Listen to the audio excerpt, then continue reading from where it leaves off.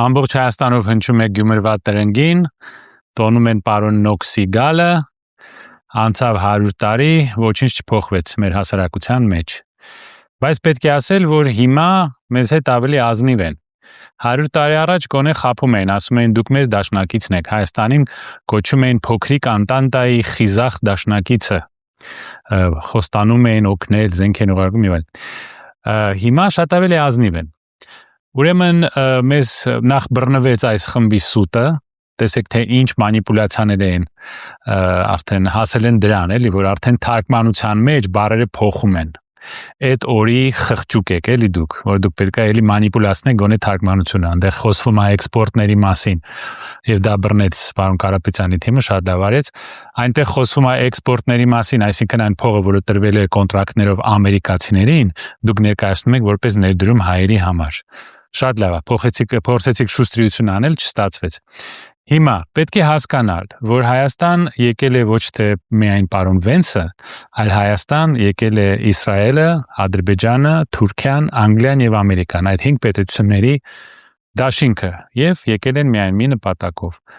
որքան հնարավոր է շուտ մինչև վերջ հասցնել Հայաստանի կապիտուլյացիան, ստորագրել բոլոր փաստաթղթերը,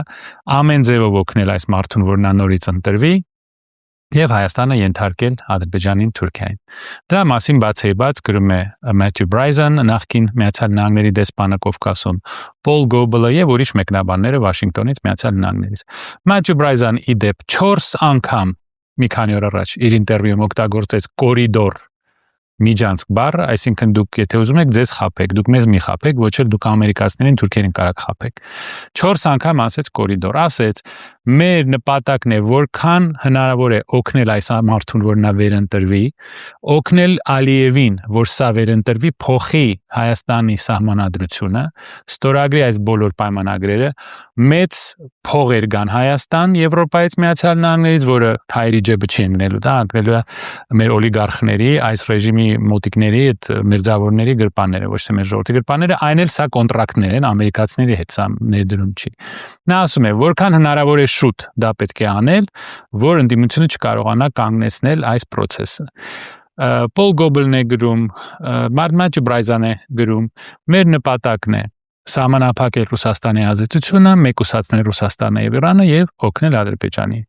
Եվ տեսեք, որ Ադրբեջանի վերաբերյալ օգտագործվում է ստրատեգիական դաշնակից, ստրատեգիական գործընկեր բառը, ստրատեգիական։ Հայաստանի դեպքում ոչ մի այդպիսի բառ չի օգտագործվում։